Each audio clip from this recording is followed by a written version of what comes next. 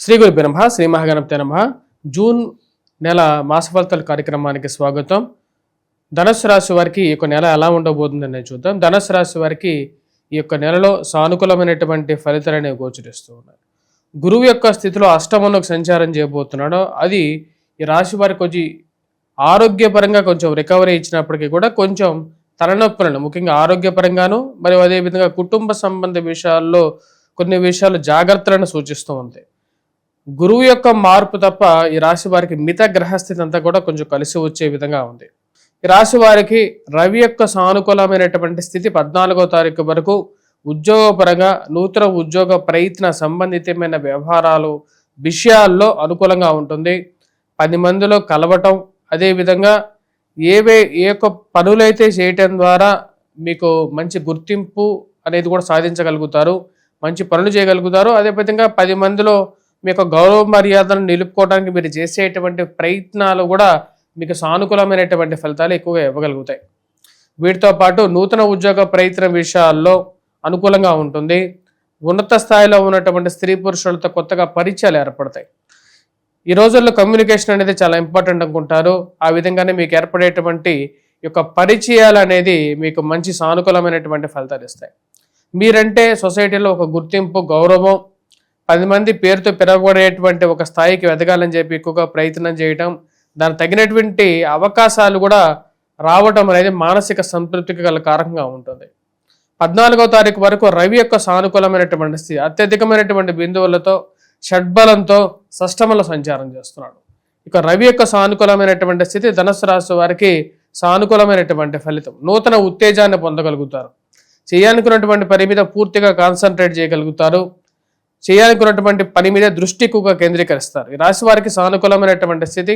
విద్యార్థులు కూడా 15వ తారీఖు వరకు చేయాలనుకున్నటువంటి పని, అదేవిధంగా విద్యా విషయాల్లోనూ సానుకూలమైనటువంటి ఫలితాలు ఎక్కువగా సాధించగలుగుతారు. ఈ రాశిలో ఉండేటువంటి వారికి 21వ తారీఖున కుజగ్రహ సంచారం జరుగుతున్నది. పంచమంలో ఉన్నటువంటి కుజుడు షష్టమంలోకి మారబోతున్నాడు. కుజగ్రహ సంచారం ఈ రాశి వారికి యోగకారకమైనటువంటి ఫలితాలు ఎక్కువగా ఇస్తుంది. 21వ తారీఖు నుంచి రాబోతున్నటువంటి 40 రోజుల పాటు కుజుడు షష్టమంలో సంచారం చేస్తున్నప్పుడు అత్యధికమైనటువంటి పనులు, ముఖ్యంగా ఏవైతే వ్యవహార విషయాలు ఏవైతే ఉంటాయో, కోర్టు వ్యవహార విషయాలు, భూ సంబంధితమైనటువంటి లావాదేవీలు, మధ్యవర్తి పంచాయతీలు, రియల్ ఎస్టేట్ సంస్థల్లో పనిచేస్తున్నటువంటి వారికి కూడా కొంచెం వెసులుబాటుగా ఇచ్చేటువంటి పరిస్థితి అనేది రాబోతున్నది. అదేవిధంగా పోలీస్ సంస్థల్లో పనిచేస్తున్నటువంటి వారు, మిలిటరీ, ఇటువంటి డిపార్ట్మెంట్స్లో పనిచేస్తున్నటువంటి వారికి కూడా రాబోతున్నటువంటి 21వ తారీఖు నుంచి ఎక్కువగా సానుకూలమైనటువంటి ఫలితాలు గోచరిస్తూ ఉన్నాయి. ప్రమోషన్స్, ఇంక్రిమెంట్స్ విషయంలో కూడా ఈ రాశి వారికి ఈ యొక్క నెల కొంచెం సానుకూలంగానే ఉంటుంది. 15, 16వ తారీఖు వరకు కూడా కొంచెం మానసికంగా బలమైనటువంటి స్థితిలోనే ఉండగలుగుతారు. దానికి ముఖ్యంగా రవి, అదేవిధంగా కుజుడి యొక్క స్థితి ఈ యొక్క నెలని పూర్తిగా సామరస్యంగా ముందుకు జరిపేటువంటి 15, 16వ తారీఖు వరకు చాలా యోగకారకమైనటువంటి ఫలితాలు ఇవ్వబోతుంది. ఈ రాశి వారికి 16వ తారీఖు తర్వాత రవి సప్తమంలోకి సంచారం చేస్తున్నాడు. ఆ యొక్క సమయంలో కొంచెం ఆరోగ్యపరంగాను ప్రయాణ సంబంధితమైన వ్యవహార విషయాల్లోనూ కొంచెం జాగ్రత్తలు అనేవి తీసుకోవాలి. అష్టమంలో సంచారం చేస్తున్నటువంటి గురు శుక్రుల యొక్క కలయిక జూన్ 2వ తారీఖు నుండి రాశి వారికి కొన్ని విషయాల్లో యోగాన్ని ఇస్తుంది.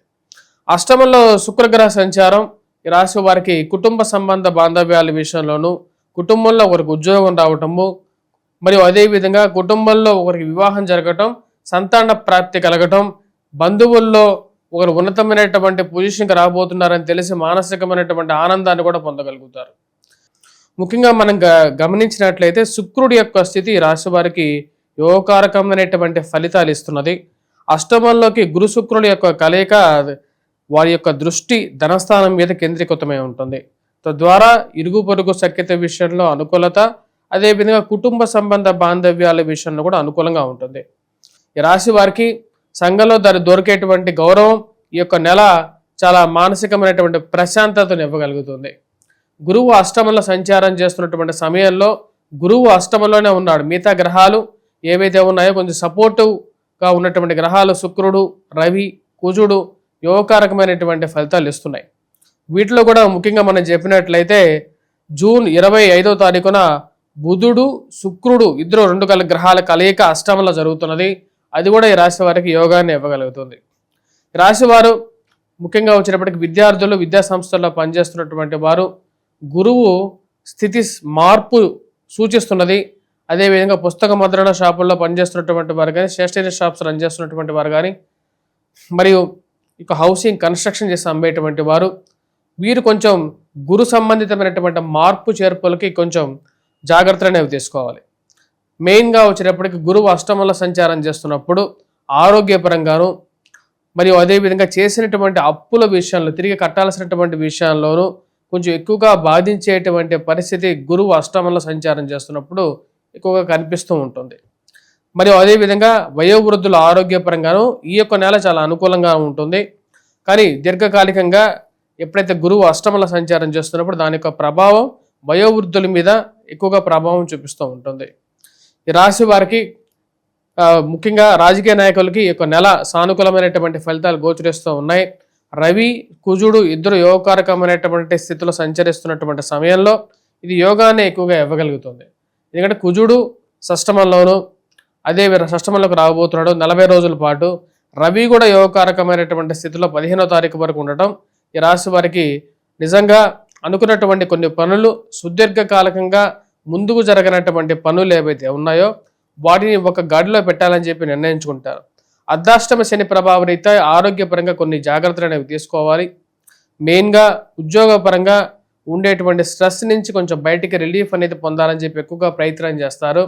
అర్ధాష్టమ స్థితిలో ఉన్నటువంటి శని యొక్క దృష్టి రాజ్యస్థానం మీద ఎక్కువగా కేంద్రీకృతమైంది కాబట్టి ఈ రాశిలో ఉండేటువంటి వారు ఆ విషయాన్ని 1-2 సార్లు ఆరోగ్యపరంగాను, అదేవిధంగా ఈ రాశిలో ఉండేటువంటి వారు ఉద్యోగపరంగాను ఫైనాన్షియల్ స్టెబిలిటీని ఎక్కువగా మెయింటైన్ చేయడానికి ఎక్కువగా ప్రయత్నం చేయాలి.